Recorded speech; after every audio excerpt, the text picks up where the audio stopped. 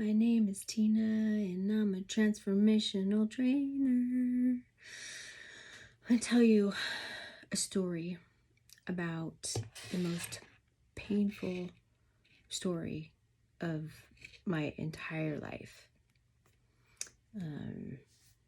It was on September 11th, 2004, and there was a knock on my door. I was home alone doing homework for my master's class, and I went to the door to answer it, and there was a male police officer and a female police officer. I could see through the peephole. And can you imagine the fear that went through me when I saw these two officers? I immediately felt like I was in the TV shows, where they come to the door to tell you someone has died. It's usually your husband, and I was married to my son's father at the time. I was so scared. I opened the door like, what happened? What's wrong? And they served me with papers. I had gotten into an argument the day before with my son's dad, and I had thrown some coasters against the wall and broke them. And they handed me these papers and told me that basically I was being served with a move-out order, and I had 20 minutes to pack my things, and that I had to leave the home, and that I was not to return until after my court date, which was 30 days later on these papers. Until that time, I wasn't allowed to see or contact my husband at the time, or my son. Even my dogs, my two dogs, were on the restraining order. I had no idea where I was going to go, what I was going to do, no idea why, till they explained to me that what he had said in the restraining order. And just want to say, today, it's 17 years later or so, something like that, and we get along very well. Things are civil. We've been through a lot. But back then, it was horrible. And I was 4 years sober at this time. Because of that, I lost custody of the person that means the entire world to me, my son, Luke. Can you imagine how I felt not being able to say anything to him, just being ripped from my home, from his life? He was only 4 years old.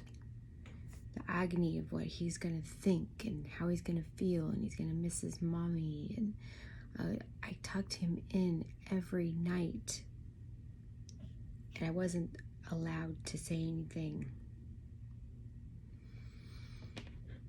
I felt as if my heart was being ripped out of my chest. I'm telling you this story because I heard today, I was on the telephone, and a friend of mine told me about someone we know that is going through something like this, that their ex is using the children against them, not letting them see their children. And that is so, so painful. If that's you, I feel for you.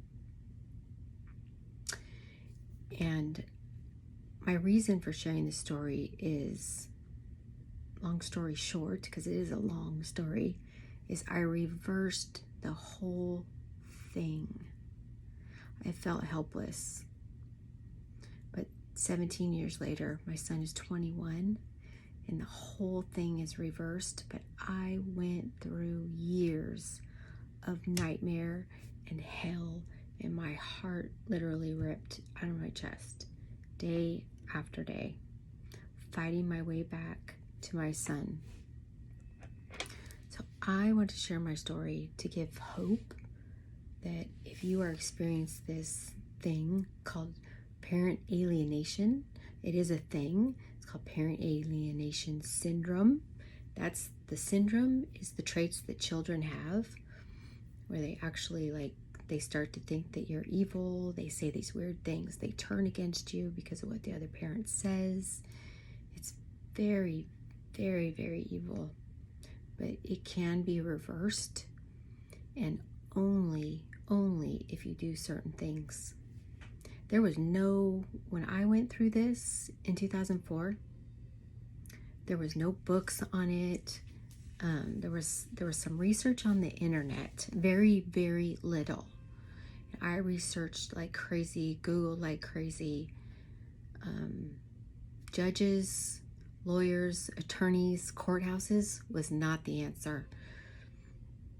The more I tried to turn to them, the more it didn't work. It doesn't work. Attorneys, judges do not care about you. Don't care. All they care is putting the child in the safest environment that they think. They don't care about the circumstances. They don't care. They just don't. Just trust me on that. 100% responsibility lies with you, the alienated parent. No matter how much you've been wronged or how much they're lying, you know what? You play a part in every single thing that is happening to you right now. And if we're really, really, really, really honest with ourselves, you did something, or maybe many things, to create it. I had to get really, really honest with myself and take 100% responsibility. I was the one that broke those coasters against the wall just because I didn't know that was considered domestic violence. You know, it doesn't matter. Lack of knowledge doesn't matter. It doesn't relieve you of responsibility. You are 100% responsible from this day forward. Everything that happens to you, if you do that and look at that, how your energy affects them, you can write this. You can turn it. You can turn it around. So don't you dare give up on your kids, because I know how bad it hurts. And you just want to say forget it because the ex is evil. Yeah, they do things that you just can't even comprehend. I know. But 100% responsibility lies with you. Tap into the source. The law of attraction is what really helped me in taking responsibility for my choices in every single action. Every single one. That when you interact with your child's other parent, you got to choose your words and your actions super, super, super careful. It takes 10 positives to outdo a negative.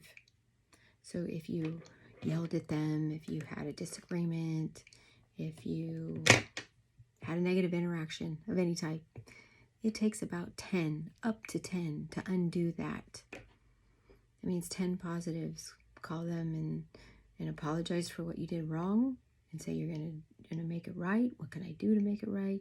Offer to give them money. Offer to run errands for them. Offer to do chores for them. You know what they need.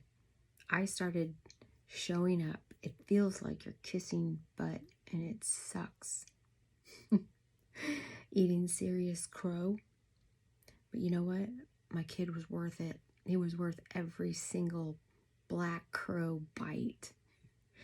You know what? I love him. I would die for him. And as I think most of us parents would for our kids. So eat the crow. Do not fight with your ex ever. Do not show anger to your child if you're going through this. No, because they will use it against you. You got to be that Disneyland parent. Positive energy is what reverses it. The law of attraction. It's working whether you work it or not. So learn it, work it, live it, give it. Do it for your child. Reverse it.